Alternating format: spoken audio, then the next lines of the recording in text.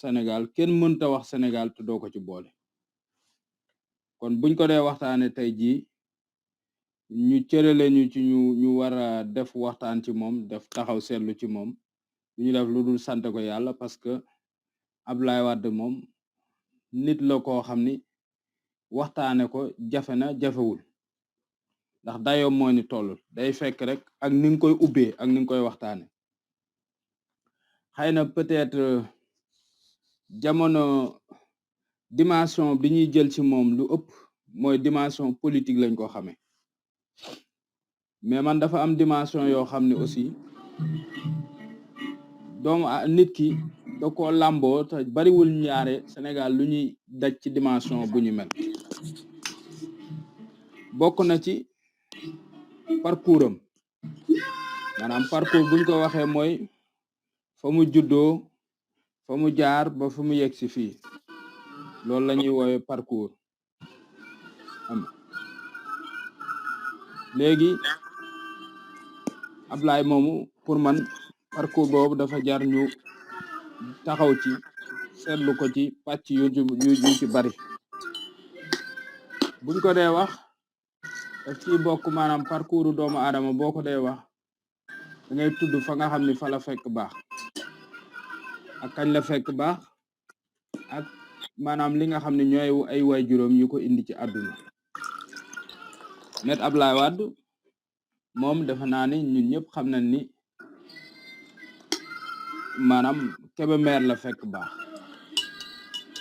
Kébémer gu mu fekk baax nag moom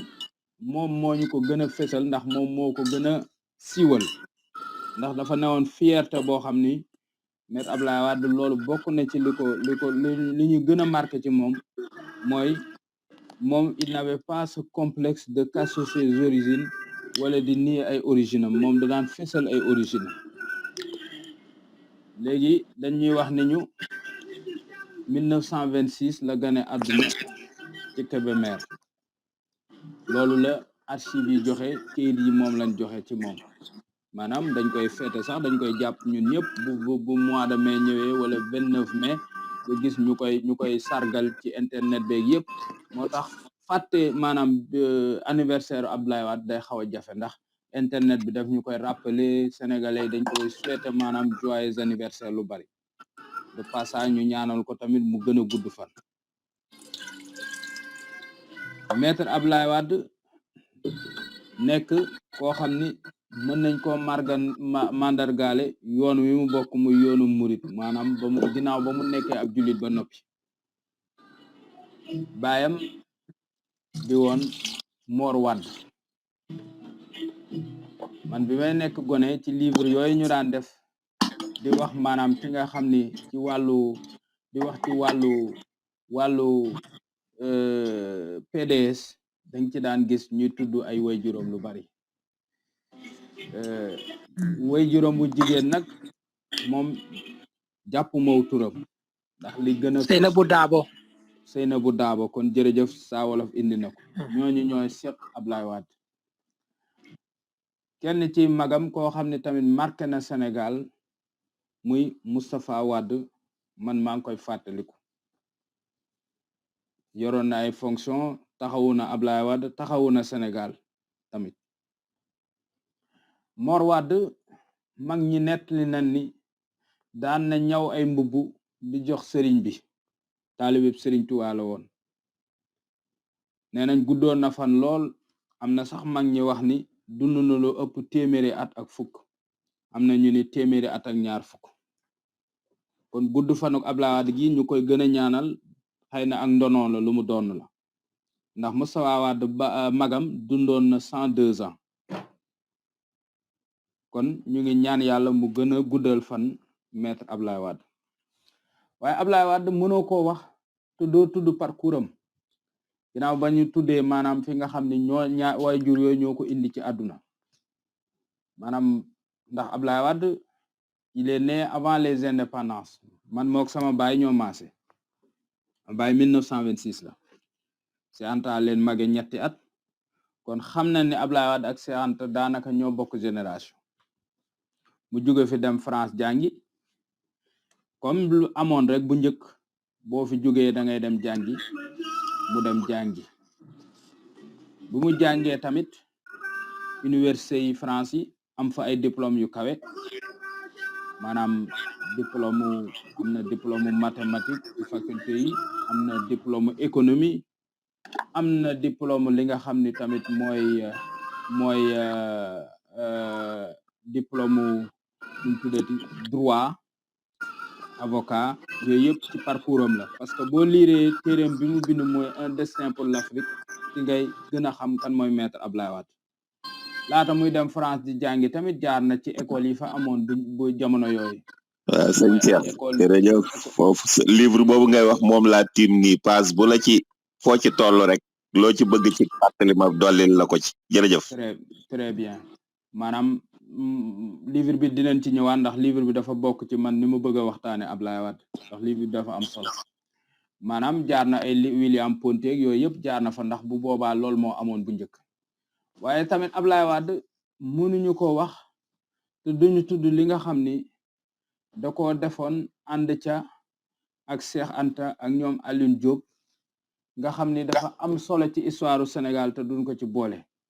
mooy dafa am lu ñuy woowe le congrès de Rome en 1959 néew na nit ñu ñuul ñoo xam ni jamono yooyu daan nañ yëkkati seen baat di wax ci di tudd ci indépendance ak moom suñu war a moom suñu bopp congrès de Rome boobu Abdoulaye Wade mu nga fa woon ca wetu Cheikh Anta Diop ca wetu Alioune Diop bari wunu woon ñi fa demoon ñoo fa njëkk a plaider tenir fa discours plaider pour l'indépendance de l'Afrique moom maître Abdoulaye Wade mii ñuy waxtaane tey ci la bokk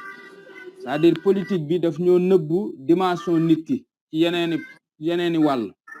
ndax politique rek lañ ko xamee jamonoy Senghor fekk na ko fi nekkoon jàmbaar li lay wan ni jàmbaar la woon mooy Abdoulaye Wade bokkoon na ci bi mu jàngee ba pare ñibbisi ubbi cabinet avocat yàlla def na cabinet ba mook kam ko bokkaloon sama maam la mook sama maam ji jur sama baay ñoo bokk baay buubu yoro jàmmoo leen jur muy Assane Dia moomu Assane Diouf mii di def ay live moom lañ tudde sama maam Assane Dia mook Abdoulaye Wade ñoo njëkk a doon am cabinet avocat nekkoon Sénégal di plaider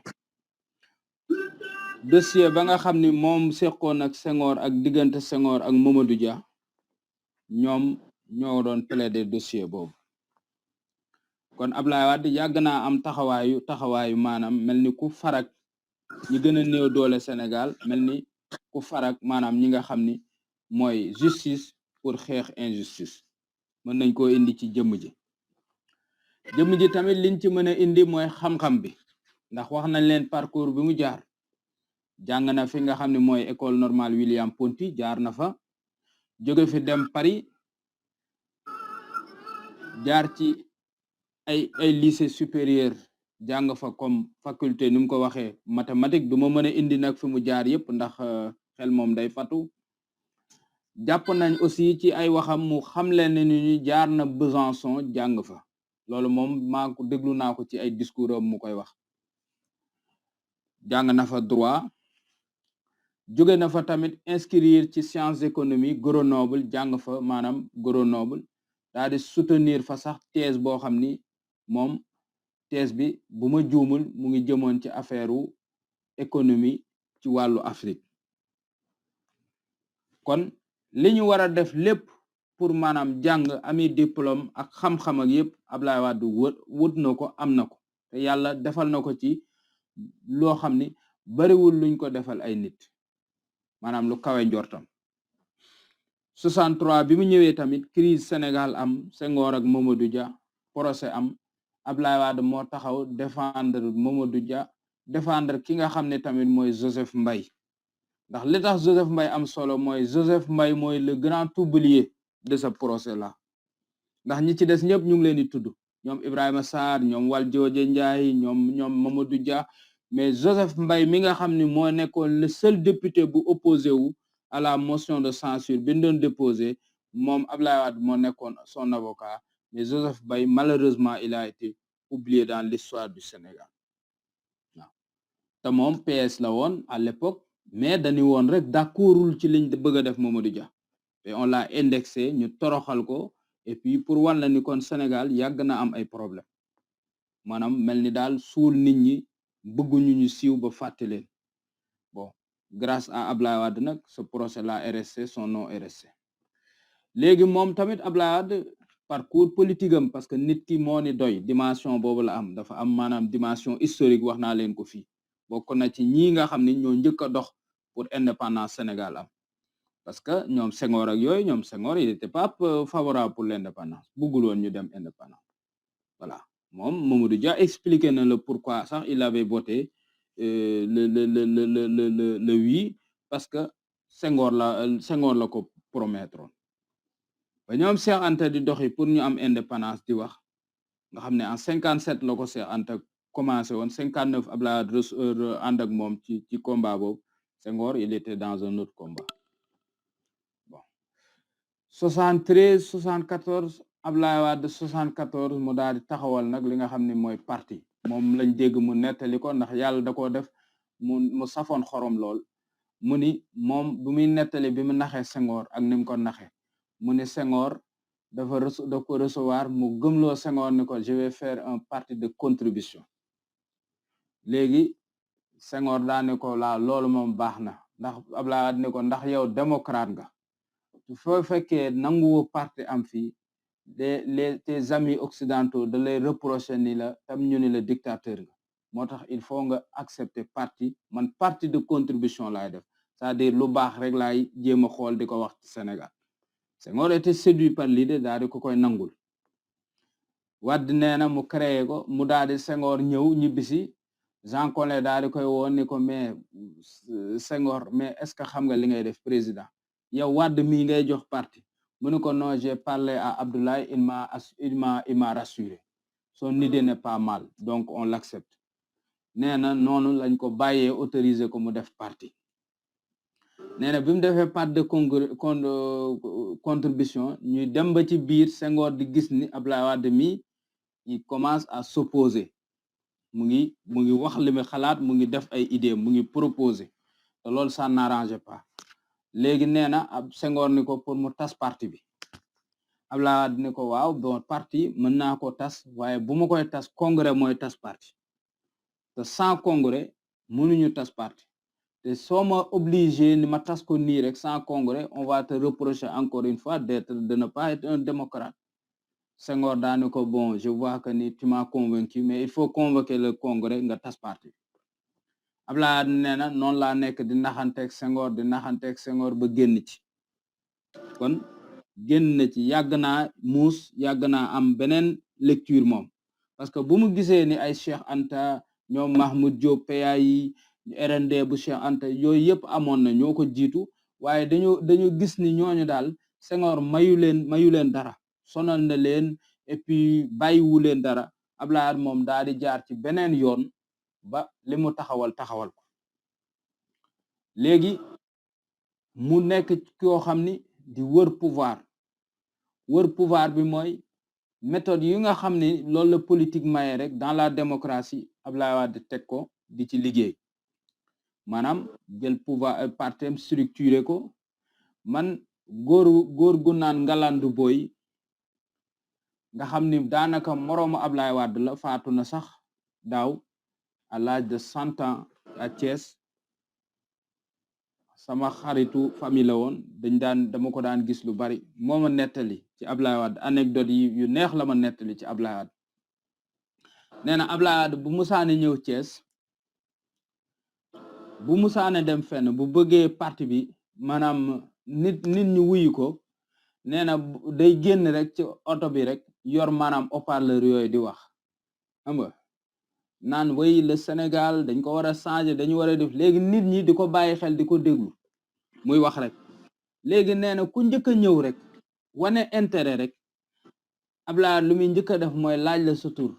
ak sa sant boo ko joxee mun la bis mi ki tey jàppal ni yaa représenté bi parti bi fii nee na noonu la doon def ba dajale Sénégal moo tax PDS nekk fépp ci Sénégal pour wan la xarañte nit ki ak stratégie nit ki paa bi nee na moom noonu la ko Ablaye Wade choisir mu bokk ci ñi nga xam ne moom après moo Boubacar Sall ñooy yor maanaam li nga xam ne mooy Thiès combat Sénégal yi nag combat démocrate yëpp daanaka Ablaye Wade bokk na ci opposé wu na 26 ans Sénégal dem na ay élection 88 par exemple dëkk bi tàngoon na ñu naan moo gagné mu naan gañewul dugg na ci ay gouvernement Abdou Diouf après mu génnaat gën a préparer boppam maanaam daal def na ay contribution sur le plan universitaire jàngale na jibo ko mu ngi ñuy rappeler ne économie Ablaye Wade moo ko jàngale woon Ablaye Wade jàngale na université Ablaye Wade contribuer na ci maanaam li nga xam mooy effort national ak tabax réewum Sénégal bien que àndulul na Senghor avant muy ñëw nag di doon président de la République yooyu yëpp jaar na fa léegi nag 2000 mu doon président de la République bu Sénégal après 26 ans de combat yoo xam ne da ko xeex ñu tudd ko ci ay maanaam lu ci mel ni le procès bi nga xam ne moo doon maître Babacar Seye dem na si je me trompe pas 3 fois kaso Ablaye Wade ndax xeex parce que moom dafa gëm ni politique maanaam rapport de force la xeex la politique ku koy def waroo mën a bañ a dem kaso loolu moom gëm na ko bind na ko kon mën nañ ko seedeel ndax dem na kaso demati fa dafa gëm ni tamit politique rapport de force la stratégie la mu ni nag libéral la woon waaye bi mu xoolee xam ne libéral gi ñu jëlee ci Amérique di ko proposer moom du mënul nekk lu ñu mën a indi Sénégal da ko méngale ñaari courant yi la jël méngale leen mooy social libéral la woon man dégg naa ko mu ni Blaise Diagne est mon héros ma saluer grandeur boobu parce que Blaise Diagne sénégalais yu bari xamuñu ko dañuy gis rek Blaise Diagne kuy ànd ak tubaab yi doon not nit ñu ñuul ñi wala yooyu alors que Blaise Diagne a une dimension très profonde man yàlla moo ma dimbali sama mémoire de bachelor bu ma koy bind ci tirailleurs sénégalais yi Blaise Diagne moo newoon figure principale j'ai écrit des chapitres sur lui j'ai fait des recherches sur lui ça m'a permis de revisiter et de comprendre mieux le personnage parce que boo gisee armée li Soumbédioune Blaise moo nekk ci buntu bi dugaluñ ko sax ci biir armée li bon parce que bu mu faatoo dañ doon wax ni franc-maçon la kenn du ko suul foofu du fa indi ay problème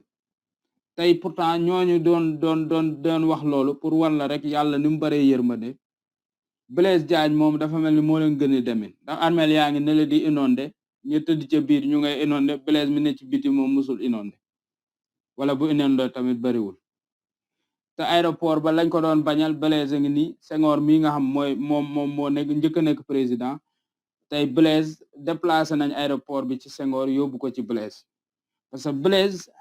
la mu xëy na la mu doon jëftanteeg sëñ Touba ca Gabon di ko indil ay këyit di ko nemmeeku di ko seet man pour moom bu doon nit ku bon wala sax bu fekkee def na lu bon xëy na liggéeyal na wàlliw boo xam ne wala nit ku baax koo xam ne yàlla gërëm na ko ci lool Alaaji Seex foofu sax diggante sëñ Modou Moustapha mi sëñ Touba wàcce woon yoon wi bi muy liggéey jumaa ji te tubaab bi ne ko foog mu am train bu koy yóbbu mu ne ko bu dee loolu rek gileem àttal na sëfam train boobu ndekete dañu voté woon budget boo xam ne dafa war a déparé Diourbel dem ba war a jëm Louga waaye daa teggi woon Touba tubaab bi dóor ko li ñuy wax dóor procès ak Blaise sëñ Modou Moustapha ak tubaab boobu Blaise a tax mu gagné ndax Blaise moo yóbbu affaire bi dénoncé ko comme boobu dañ ne woon mënuñ ko destituer ndax député la mu bàyyi ba ñu nekk vacances ñu bëgg ko daaneel Blaise jël ndam li boole ko ndamal sëñ Modou Moustapha mu indi Sénégal ma yegg ma doon la ci doole loolu rek. muy lu am solo muy lu am solo ndax loolu moo waral tey ji jumaa ji taxaw mën nañ ni kon yàlla jaaral na ko ci Blaise sagoy Blaise ba jumaa ji taxaw Sénégal nag sujet bi sax du Blaise mais maa ngi ñaan benn bis xëy na dinañ musa waxtaane Blaise Diagne parce que Blaise Diagne ñun man jàpp naa ne bu nit ku ñuul demee ba xam ni tubaab ndeke mitu tubaab bu rotee ci nit ku ñuul Blaise Diagne moo ko waral ñu ngi wax lu ne nag naan ay Galaay Diagne ak ay julli la woon léegi mu dooni yéefar ak yu ci bari dañ koy wax man gëwuma ko sa xam réew mi tamit dafa ne loo xam ne ñoom suñ la xamul rek dañuy créer ay mythes yoo xam wala ay légendes ci yow te Blaise Diagne il a beaucoup écrit heureusement moom intellectuel la woon da daan bind bàyyi na fi mbind mu bari Raoul Diagne doomam équipe nationale la doon football njabootam gépp Sénégal lañ ne woon bon lan lañ koy reprocher ndax jabaru tubaab la amoon wala dafa newoon ci contexte boo xam ne xam na ni day naxanteeg tubaab Blaise Diagne moo jàppale ay Ngalandoog ay Lamine Gueye pour wan leen ni tubaab du dara tubaab gënu leen man loolu laa jànge ci moom même tirailleurs yooyu mu yóbbu ci guerre bi tirailleurs yi bi ñu dellu see ci la seeni bët ubbeeku ba ñu mën a taxaw di laaj indépendance amaana buñ demul woon ci guerre bi duñu xam tubaab man sama étude ci loolu la ma poussé ci Blaise mu nekkoon sénégalais bu xarañ nekkoon ci benn dimension ak contexte def na nag ay erreur yu bari def na ay erreur parce que doomu aadama day def erreur mais daal nekk na man koo xam ne man il m'a séduit moo tax quand Ablaye Wade a dit que Blaise est mon héros man je comprends mieux lu tax Ablaye Wade wax ko et man j'adhère à cette thèse là Blaise aussi est mon héros man Cheikh Kane mais sujet bi du Blaise loolu parenthèse la woon xëy na Blaise dinañ ci mës a dugg si ñu desandi ci ki nga xam mooy waral bis bi muy Ablaye Wade 2000 kon Ablaye Wade toog na lu yàgg France 99 daanaka neewoon bàyyi nañ politique c'est la gauche traditionnelle ñoom Landing ak Bathily Amath Dansokho Bathily et Dansokho sont allés à Paris fekk ko Versailles waxtaan ak moom ba mu ñibbisi parce que boobu mag la woon Ablaye Wade il a pris le pouvoir il avait 76 ans du xale 76 ans du xale bon mais mu leen man sax amoon âge bu ngeen bëgguma mais gars yi fexe ba ni ko parce que xam nañ ni moom mooy la figure catalysatrice Ablaye Wade moo mënoon a fédérer sénégalais yi moom rek moo fi mënoon a jëlee PS parce que PS ne woon na fi 40 ans seul Ablaye Wade pouvait le faire heureusement pour nous man 2000 dama koy savourer parce que 2000 laa njëkk a voté ci sama àdduna man dafa meloon ni benn sentiment la boo xam mënuma ko wax parce que man damay kontaan parce que dama contribuer ci histoire du Sénégal ak sama vote damaa dem votel Ablaye Wade votel PDS pour maanaam Abdou Diouf jóge fi kon man beneen engouement laa ci am man je peux dire que ni alternance Sénégal participé naa ci ñu ànd ak Ablaye Wade mu jël nguur gi ñu gis ni tamit bi mu yoree Sénégal gis nañ loo xam ni ci politique amu fa woon gis nañ ni ku audacieux la woon gis nañ ni chantier yi bari na woon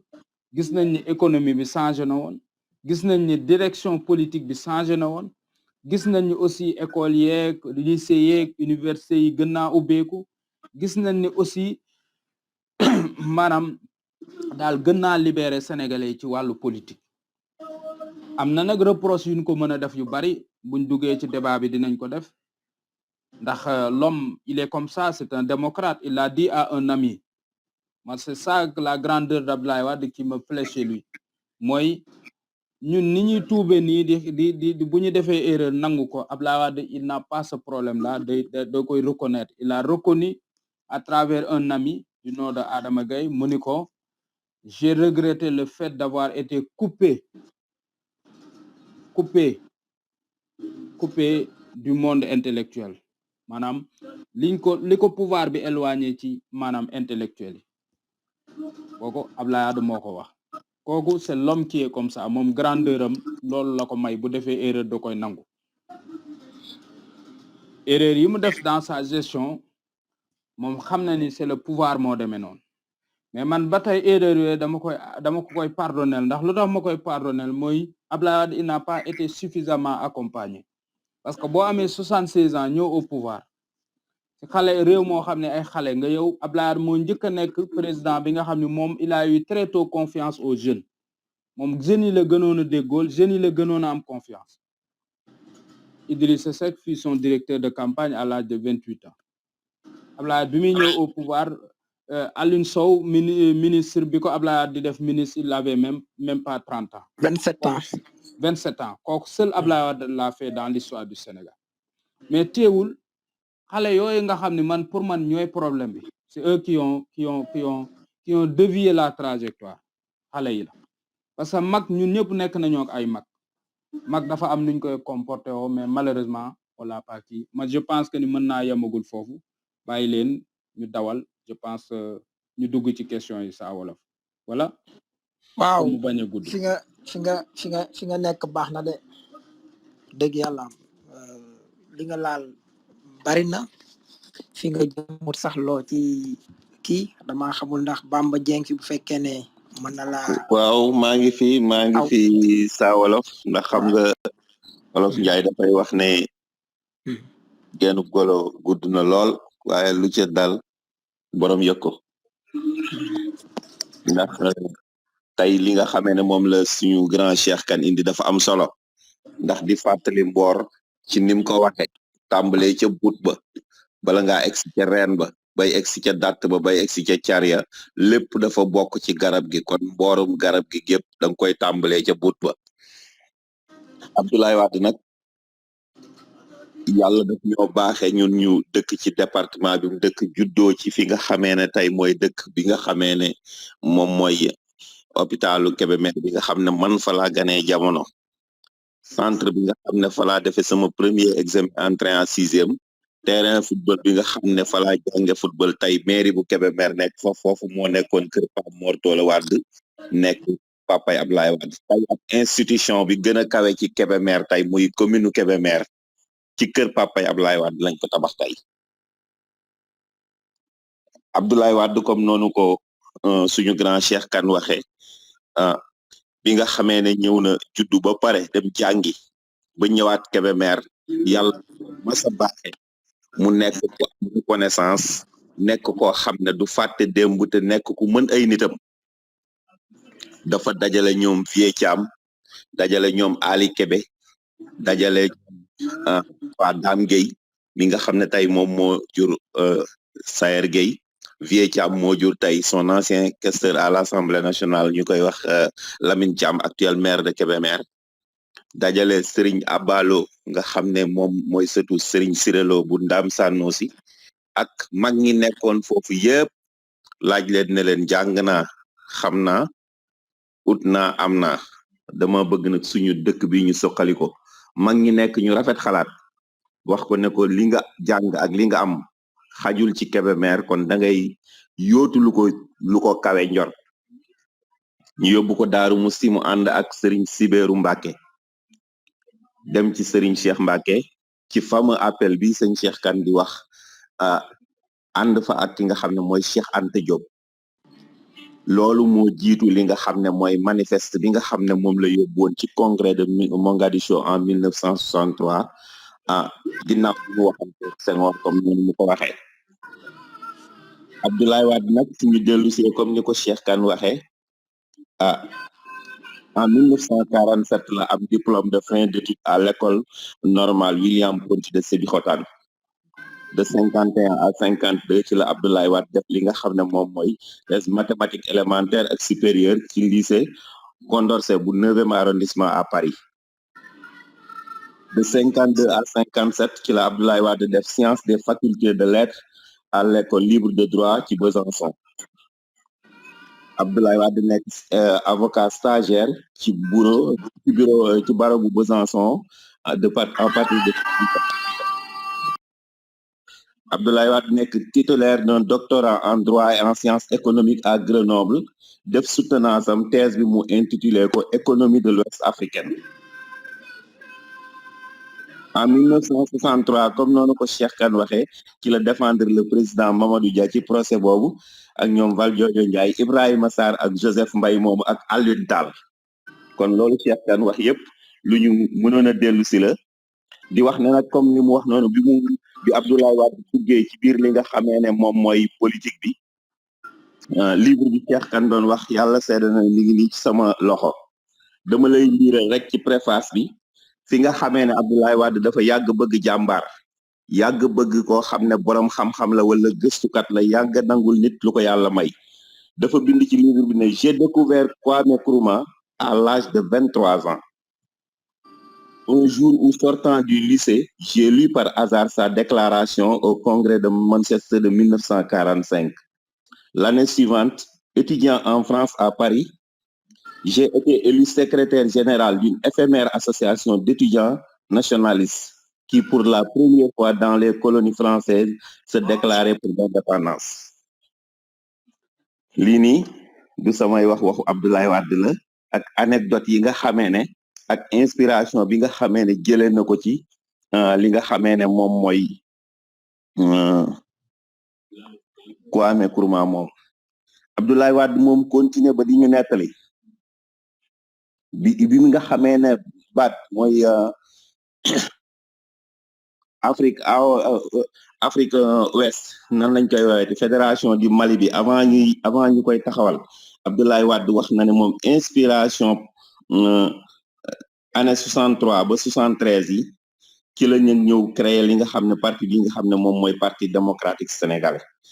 stratégie de massification yi Cheikh Kane wax na ko jarul ñu ciy dellu si waaye ñu xool Abdoulaye Wade partout au Sénégal ñi nga xamee ne ñoo ko entouré woon ñëpp bokkoon ak moom combat bi yëpp comme noonu ko grand Cheikh Kane waxe noonu la Abdoulaye Wade doon liggéey ak ñoom fu mu dem fu nekk bu foofu defee discours ka fa njëkk a génn yow lay jël def la ngeen xam ne ki nga xam ne yow yaay représenté foofa parti démocratique sénégalais Abdoulaye Wade nekk na candidat nag ci élection yi en 78 en 83 en 88 en 93 en 2000 en 2007 en 2012 yooyu mooy élection yi nga xam ne Abdoulaye Wade bokk na ko ci li nga xamee ne moom mooy ay élection ci réewum Sénégal bi nga xamee ne Abdoulaye Wade yàlla def na li ngeen di wax noonu ci dafa teel a gëm jeunes yi bien sûr ñu bëri ñi ngi wax ci Alioune Sow ñu bëri ñi ngi wax tey jii ci ki nga xamee ne moom mooy Idrissa Seck mais Modou Diagne Fada bokk na ci Abdoulaye Wade jeunes yi nga xam ne ñoom la njëkk a responsabiliser Abdoulaye Wade bañ na ko ba ci texte parti démocratique sénégalais instance yi mu gënoon a fonk boole na ci instance bu ñuy wax UJTL c'est sa création Abdoulaye Wade aussi fédération des femmes fonkoon na ko te l'histoire retiendra que tey li ñuy wax parité donte que appliqué nañ ko wala appliqué wuñ ko généralement c'est grâce à Abdoulaye Wade premier ministre poste de responsabilité bu kawe noonu pour la première fois de l'histoire Abdoulaye Wade moo ko jox jigéen ci Sénégal kon Abdoulaye Wade moom aussi ci jigéen dafa amoon nu mu doon xalaate ak moom du ma ñëw nag sax pour l'instant ci bilan parce que su ma ñëwee ci bilan dafay nekk loo xam ne ci question yi lay mën a ñëw bu grand Cheikh Kane tonto ñu tontu ci liñ ci xam ak keneen ku ci xam leneen mais damay ñëw rek ci phase clé yi nga xam ne am na jaar-jaar yi nga xam ne jaar-jaar yu méttee métti la xam nga Abdoulaye Wade ñun daf ñu doon jàngal nañu en politique il faut savoir souffler le chaud et le froid booleeg wax yàgg ñu wax nañu seule la lutte libère la lutte nag suñ ko déggee ci combat Abdoulaye Wade ci fit bi mu amoon xam nañ ne ni mu amee woon fit nekkul woon boroom fit boo xam ne da doon tañaxu lu mu doon def da ko doon defee xel ndax bi nga xamee ne événement yi maître Babacar Seye am na même code consensuel gi nga xam ne muy le code Kéba Mbaye am na Abdoulaye Wade ay contribution entrer dans des gouvernements d'intérêt national Abdoulaye Wade def na ko sous Habib Thiam defaat ko ci gouvernement wu Abdou Diouf ak bu Senghor loolu yëpp terewul woon à chaque fois su Sénégal soxla Abdoulaye Wade ñëwaat taxaw relation yi nga xam ne nag am na ko ak kër diine yi tey jëlal boo demoon Tiwaawan Abdoulaye Wade yan relation la amoon ak waa kër Serigne Babacar Sy boo ñëwoon tey jii ci waa Yoff Serigne Abdoulaye Thiaw moom ak Abdoulaye Wade dañu takkandoo ak der xam naa ne saa wolof dana tekkil ñeneen ñi lan mooy takkandoo ak der nga ñëw ci Touba Abdoulaye Wade nekkoon taalibe Serigne Abdou Khadre ci gémmiñam moom moo wax ne élection yi nga xamee ne Serigne Abdou Lahad joxe woon na ordre de vote maanaam ne ku voteelul Abdou Diouf nee na moom élection yooyu voteelul boppam Abdou Diouf la voteel pour montrer dimension spirituelle ak dimension humaine ak dimension grandeur bi Abdoulaye Wade am le premier président bi nga xamee nag keroog bi mu faloo ragal féete day xañe wërsëg li mu njëkk a def avant même prestation de serment mooy dem sukk ci kanamu Serigne Saliou Mbacké am na ay titres journaux yu grotesques yoo xam ne génnoon na ci ne la République à genoux alors que xamuñu ne bànqaas yi ngànk réew mi wax fa dëgg yàlla foofoot da cee am tey dégg naa ci Pape Alé Niang mu def benn émission di fàttali Alioune Badara Cissé ñu ñaanalaat ko muy wax ne suñu kilifa diine yi dafa am cër bu ñu am ci réew mi te dañ leen war a dégloo ni ñu leen war a dégloo di leen dégg ni ñu leen war a déggee pour ma tëj ak benn anecdote rek boo xam ne moom man dama ko dund à bas âge sa wolof mooy Abdoulaye Wade ñëw na Kébémer meeting à Ndande Fall socialiste yi piégé fa à travers Pablo et Badara Lo ñu piégé foofu Abdoulaye Wade ñu wàcce ko dëkk bu ñuy wax Dakar Ngooñ jaarale ko mu wiiri Njabi Fall jour boobu Abdoulaye Wade ci sareetu mbaam la yëpp moom ak benn paa bu ñuy wax Boubacar Sall sareetu mbaam ba man Cheikh Bamba Dieng mi man maa ko doon dawal jaar Mbàkke buntu kër Serigne Khadim ñëw indi ko en centre ville ci quartier bu ñuy wax Escale ci meeting bi muy wàcc jour boobu yëre bu bleu bi mu soloon dafa lonk ci côté sareet bi mu xotteeku mu nekk ku sax xorom nag daan ne wutum réew lu nekk rek dana la ci dugal loolu lu may fàttali ko tarkal waaw sëñ Bamba nga wax lu am solo muy fit wi ak njàmbaar gi ak it bu masaan Sénégal ak jafe-jafe yu mu mas a dund moo xam ay njéeréer la wala mbën la wala lu mën a nekk damay visionné sànq benn vidéo Obama bu crise bi amoon yëpp 2008 ak coono yëpp mu ñëw tëll ak xaj bi mais lu ne dégg na ko waaye am benn journaliste lu mu ci témoin mu ne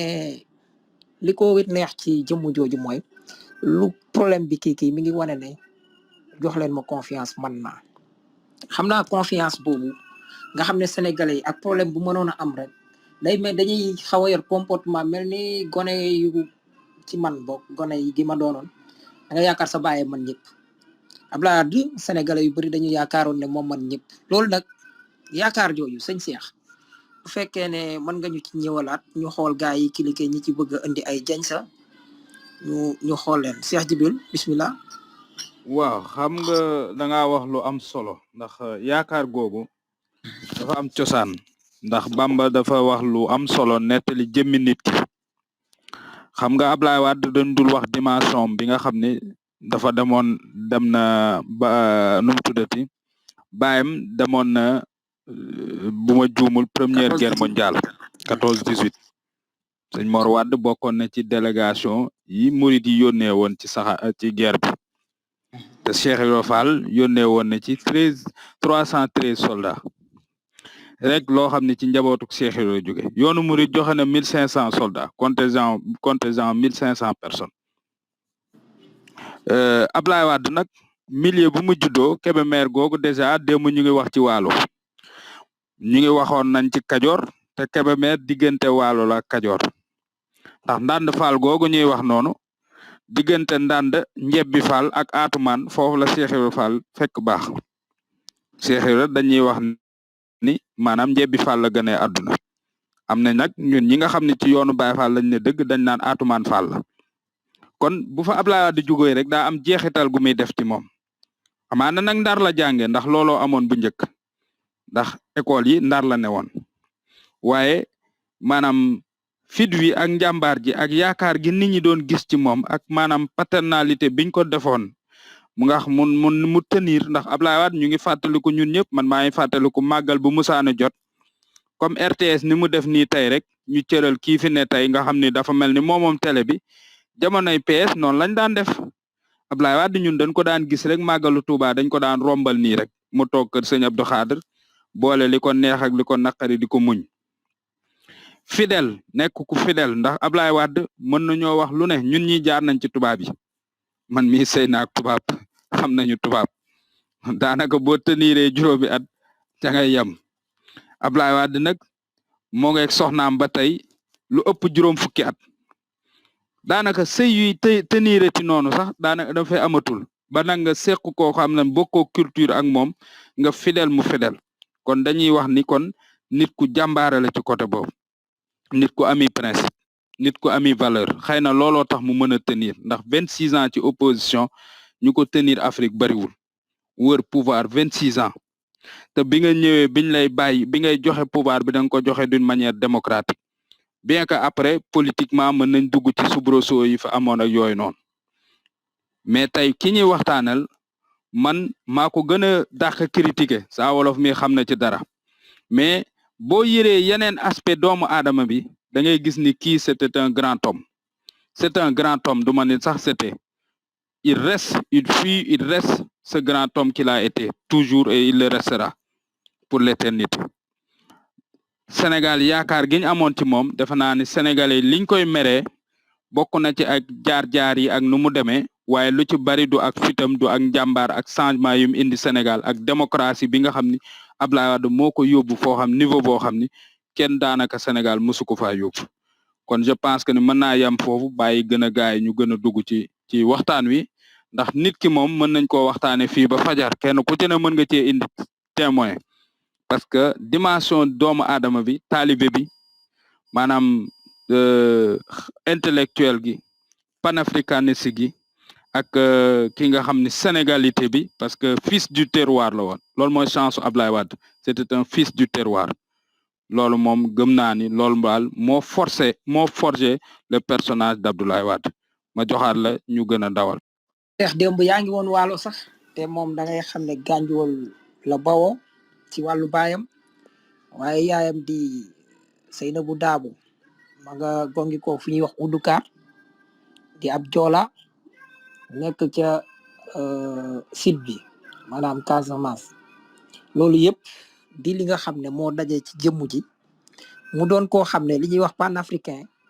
kenn du ko wax te doo ko wax xam naa Mouhamed Ndiaye bu dee yaa ngi may dégg Mouhamed empereur Ali waaw bismillah waaw tey moom dañuy waxtaan si jëmm boo xam ne dama yàgg am respect si moom historiquement parce que ba ma xoolee histoire ñi jiite réew mi ñëpp dama dem ba joxe analyse loolu man sama jëm bopp la man Mouhamed Ndiaye maa ne pour l'instant Sénégal président bu mu am moom moo si meilleur ba keroog ñuy gis keneen parce que dafa am yu mu indi si gouvernement wu Sénégal un mooy lu ñuy wax démocratie Abdoulaye Wade da doon dem élection avec 14 opposants historiquement benn président musul am fit def loolu te danañ doon duma ñoom ñëpp jël paie li tax mu perte 2012 sax daanaka sénégalais yi mere nañ ko ay campagne de diabolisation am na coalition am na waaye ñoom ñëpp ku si demoon tête à tête am moom élection doo ko ëppale ñu lay voter Sénégal dañu njëkkoon am président boo xam ni toog na 63 ba 73 muy dem élection moom kase Cheikh expliqué na parti contribution bi na mu ko defee ba na mu naxee Senghor ne ko il faut nu tas ko par congrès après si la déclaré ne léegi opposant la ba nu koy woowee lay ñoom war première élection moom mu am lu ñuy wax 15 députés parti socialiste di ronkaj nank par nank député woom ba si nañu indi woon benn loi sa boo xam ni boo démissionné si parti bi sa place kii assemblée dañ koy ñàkk loolu moo waraloon parce que moom dafa amoon ay député parti socialiste di ko rongaj nank par nank Abdoulaye Wade opposé na lu ñuy wax 26 ans ba mu opposé 26 ans woom daj na lu metti daj na fi lu nekk mais dafa amoon benn phrase bu mu wax mooy je ne marcherai pas sur des cadavres pour aller au palais muy loo xam ni nit la boo xam ne du sacrifier ay nit nu xeexal ko pour mu dem ci palais ba fàtte ñooñu non du sacrifier sénégalais yi bu doon xeex day àndal nit ñi xeex wàcc ci tali bi du délégué xeexam am na ñuy dem bay wax sa naan Abdoulaye Wade bu opposé wul woon parti unitaire mooy am Sénégal ni Chine mel tey jii nii nga xam ni benn parti mooy am ñëpp bokk ci biir bu ñuy fal seen président ci biir nañ koy falee loolu moo naroon am Sénégal bu Abdoulaye Wade opposé wul woon wan na njàmbaarte boo xam ni jéggi na dayoon gis nañ ko tamit ba mu yoree réew mi ñu bëri respecté nañ Sénégal mooy jox nañ ñu dignité jox nañ ñu respect tubaab yi am na yoo xam ne ñemewul woon di ñëw di waxal moom ci ay genre contrat wala affaire yooyu léegi nag am na lu mu def loo xam ne dem na ba civiliser sénégalais pour wan ne nan nañuy opposé nan nañuy xeexee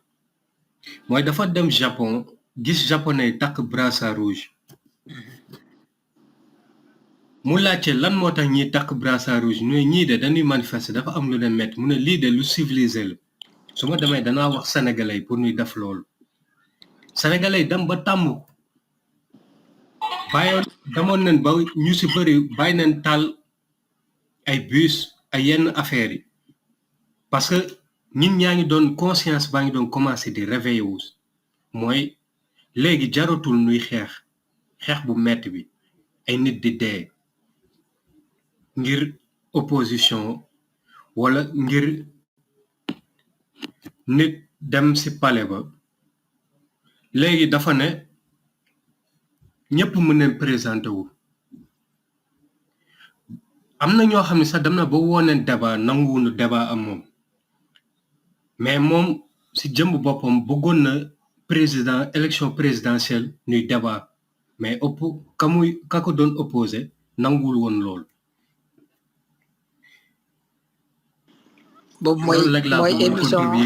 boobu mooy émission face à Yirim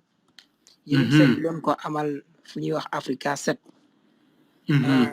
Alaaji Henri waaw saa mila ñu ngi sa góor gi tey de macha allah vraiment waxtaan bi am na njariñ trop waaw sunu historien bi comme d'habitude rek indi na jàngat bu macha allah boo xam ne rafet na lool sunu maam ji waaw Sëriñ Bam aussi macha allah angle bu mu orienté débat bi tamit am na solo trop ak empereur et tout quoi bon man moom Ablaye Wade vraiment comme ni ma ko yàgg waxee rek man je l'aime bien parce que mën naa ne moo ma yar su ma nee moo ma yar waxin la mooy moom depuis bu ma nekkee booy ay boobu j'avais ñaata ay 8 ans 9 ans dafa amoon benn permanence boo xam ne da ko amoon suñu koñ donc tous les mois loolu c'était vers les années ay avant muy nekk président 2000 c'était vers les années ay 99 98 du coup da doon ñëw foofu tous les mois tous les samedis je me rappelle très bien boobu ñun ay xale la dañu doon football ci angle wetu permanence bi donc moom da doon ñëw ak le grand Sayer Laay moom moo yoroon parti bi sama secteur ñun ay xale lan ñu doon dem jëli saisique ñun la doon yónnee et tout du coup ñoom suñu commencé seen affaires yi ñun boobu xale lan ça nous intéressait pas dañu doon football ci côté bi des fois dañu doon tere football et tout léegi nag Abdoulaye suñu ñëwee boobu temps yi il n'était pas trop connu donc salle bi daawul sax fees donc ñun du coup des fois dañu doon ñëw di ko déglu ngay gis le gars il était trop éloquent tu vois di wax di def discours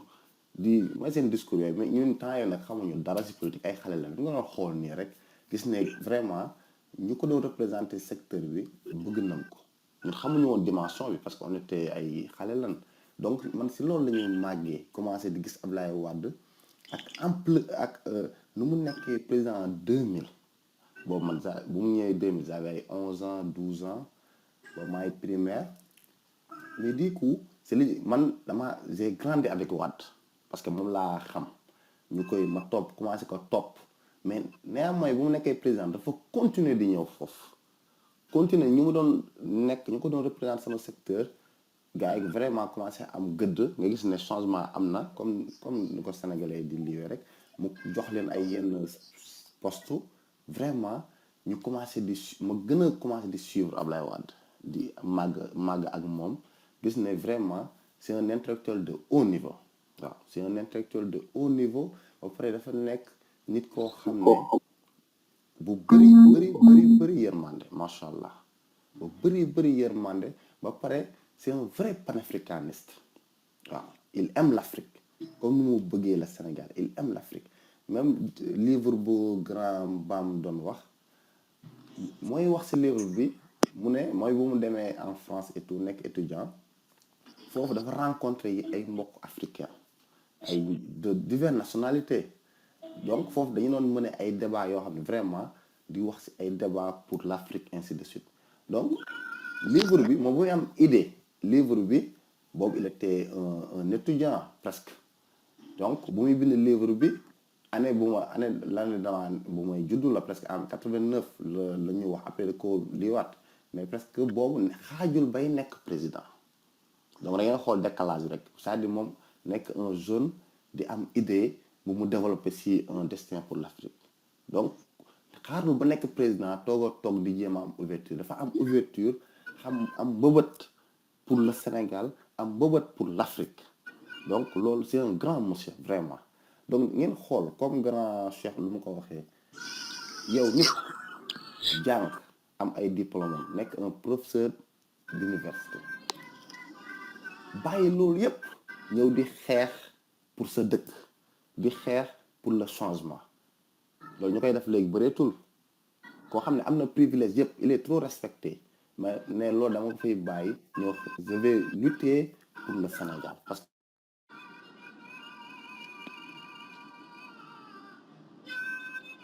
daa mel ni déggatuñ la de sëñ Ndiaga Gaye ñu ngi lay ziar yow mënoo ci ñàkk indi ay kàddu ñu ngi lay nuyu. asalaamaaleykum wa rahmatullah. Baye Ndiaga maa ngi lay ziar yow moom dama la seet ci suuf yow xam naa ne lii Wade seq ak waa Touba rawatina sëñ Sidi Mokhtar mi nga xam ne yaa ngi woon ca keppaar ga te ñun buñ masaana ñëw bokk ngeen ci ñi nga xam ne ñun fa lañ leen di fekk ci aspect boobu laa bëggoon nga ñëwal ñu Baye Ndiaga. jaajëf Cheikh Abdallah maa ngi siyaare ñëpp di rafetlu débat bi Abdoulaye Wade nag moom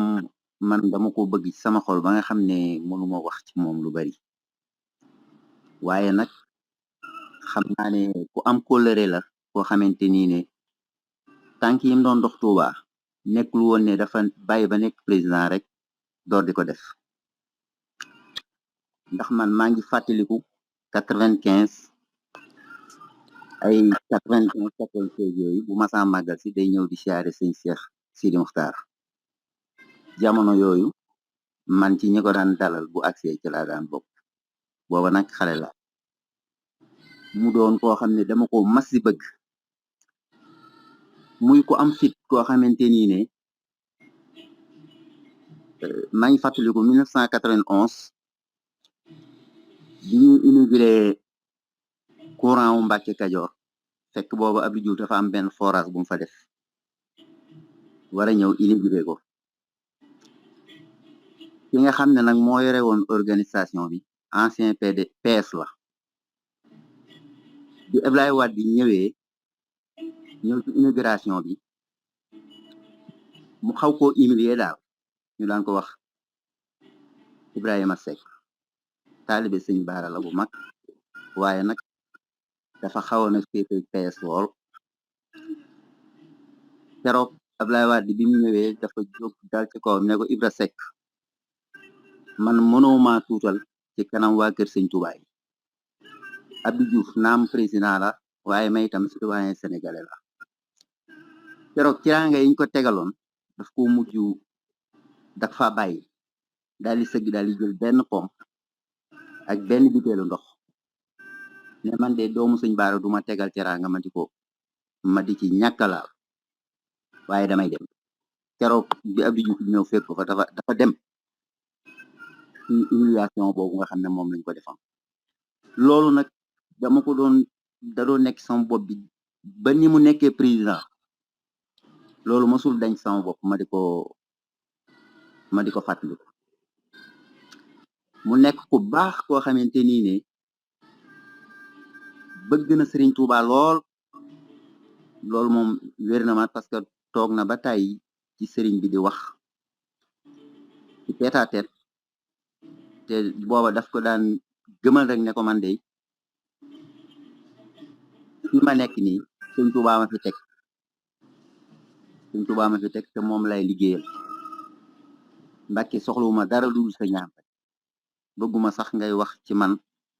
wala dara waaye dee ma ñaanal rek ndax man fii ma nekk sëñ Tuubaa ma fi teg Abdoulaye Wade ku baax la man nag dama mënul wax waaye duma ko maanaam am na lu mu bàyyi daal ci man loo xamante ni duma ko fàtte mukk jërëjëf. waaw jërëjëf Baye Ndiaga sëñ Cheikh Jibril sëñ Cheikh Jibril dafa mel dafa jàpp am naa ne man dama ciy Baye Ndiaga mën nga tëjaat sa micro soo tëjee day def kii sëñ Ezi bismillah sama sëriñ bismillah barke Rasulullah bismillah barke yaa Xaadimu Rasulullah sallallahu alayhi wa sallam maa ngi nuyu ñëpp donc pour ma barkeelu rek damay wax ne que démb damay tuub ndax démb dama waxee foo xam ne ñu bëri dégguñu fi parce que dama utiliser benn mot boo xam ne tey jii xëy na moo ñaax sax débat bi ma ne Ablaye Wade mafia la xam nga ndax yéen a ngi koy fàttaliku so Ablaye Wade nag mooy nit koo xam ne li yàlla di wut ci jaamam mi ngi ci moom bi ci njëkk mooy ngor bi ci topp mooy diine bi ñetteel bi mooy kilifte mooy am kilifa naam nga thank you ok gars yi ba war na que man maanaam munuma wax leneen lu dul mafia pour mën a indi benn dasemerel mi maa ngi tuub waaw ça so Ablaye Wade nag nekk koo xam ni dafa ñëw indi nit lan mooy ngor waaye moo jàngal tamit tey jii endurance ñu bëri bu ñu bëri gëmee seen bopp ci Sénégal ci jeunesse bi Ablaye Wade ci la bokk ndax nga dem élection ñàkk demaat élection ñàkkaat demaat élection ñàkkaat waaye nga ko ne dem rek yaa sa gàtt yaa may dégg waaw wéyalal bismillah léegi nga demati ñàkk loolu endurance ba nga fa ok gaari léegi kooku wallahi alazim boo taxawee di ko xeeb wala di ko ñàkkal fayda rek da ngaa xamul parce que wane ne góor yàlla dëggantaan ni muy mel mi ngi nii waaye ko ëpp am tamit am yërmande gi mooy dimbali na sénégalais yoo xam ni dañu woon dara man sama nijaay personnellement bi bokk ak sama yaay ndey ak baay goro Ablaye Wade la I got you I'm in the phone I got you right now put my wallet in my car here I'll be right back okay thank you man ok yow gars yi maa ngi jégalu de dama gëndoon léegi waaye lii moom mënuñ cee ñàkk bañ a participer léegi li may bëgg a waxaat ci Ablaye Wade mooy mu jël fekk koo xam ne tailleur la woon di jàng tailleur mu dimbali ko kooku nekk bureau des finances di liggéey ci finance di toppatoo ñuy retraité pour ñu jot seen pension ba kooku nu mu retraité benn ñaareel bi mooy Ablaye Wade nekk na koo xam ne am na maanaam tey jii man boo ma tegaloon Mandela tegal ma Obama tegal ma Ablaye Wade lay jël ci jikko moom lay jël ci njàngan ci lépp génn ci kii américain la wala kii sud africain la génn ci kii sama mbokk la déedéet parce que tey jii nii ci ngor googu ma doon wax ni ñëw na tey ci benn réew boo xam ni muy Nations Unies mu toog ak ay kilifa ñu teg ay conditions am nañu wax ak moom ci xeet mu am courage à 2 mains yëkkati kaddu ne déjà doo leen wax ak ñun nii la ñuy dexee nii la ñu bëgg te man lii laa fi nekkal te askan gi laa fi nekkal muy ci ngor gi ba léegi ci diine gi Ablaye Wade am na jabar boo xam ni diineem ak sunu diin dafa wute waaye Ablaye Wade terewul chaque vendredi dina jóg dem julli ji terewul fu Tuubaa woote mu taxaw fu kilifa diine yi soxlaa mu jóg demal boppam waaye lépp ci anam ci taalibe ci respect mu am kilifteef nag kilifteef gi mooy bépp décision bu mu daan jël rek da ci daan am sëriñ soo xam ni si da leen daan woo ñooñu ne ko defal nii mu ñëw taxaw defee noonu. hey how are you brother good I know right beneen côté bi mooy Ablaye Wade nekk na nit koo xam ni wàcc na boppam am na taalibe mooy mësta ñàkkal kersa doomu aadama wala bu lay ñàkkal kersa sax ci respect la koy defee du ko def ci kanamu nit ñi waaye tamit terewul ñu wax ne que mafia la mafia bi mooy daf il a formé des gens ñëw am nu mu leen manipuler parce que xam na ne ñooñu noonu du ñooñu ñooy kii got his back te ba léegi man jàpp naa ne que président bi fi nekk actuel bu amee yenn problème yi Ablaye Wade lay woo mu ni ko dóot jaaral fii defal nii defal ne toogaat fi muy toog ba juboo bi xam ne tey jii nii sëñ Mountakha moo ko def seen diggante moom ak Macky Sall mooy ci kilifteef fi ma daan wax benn ñaareel bi mooy Macky Sall il sait très bien que ni Ablaye Wade mooy koo xam ne bis bu yëkkatee kàddoom ak réew mi lu mu tàng ak lu mu metti di nga gis ñoo xam ne nañ leen di tekk donc man témoignage bi mu mën a def ci Ablaye Wade nag dafa bëri mais nag damay sant yàlla parce que dama naan toujours wax ne que lu tax ñuy bàyyi ba nit ki dee rek ñu yëkkati ko comme yonent waaye yàlla na ko fi suñu borom gën a yàggal comme ça ñu gën a mën a jàng parce que am na lu bëri lu ñu mën a jàng ci Ablaye Wade loo xam ni xajul ci débat wu 2 heures de temps wala 3 heures de temps barki borom Tuubaa maa ngi Tuubaa nag bu baax a baax salaamaaleykum wa rahmatulah. waaw Henri après waaw àggaleel après grand Mathéo ñëw. fa la daggee man damaa sama affaire bi day saa bëgg quoi.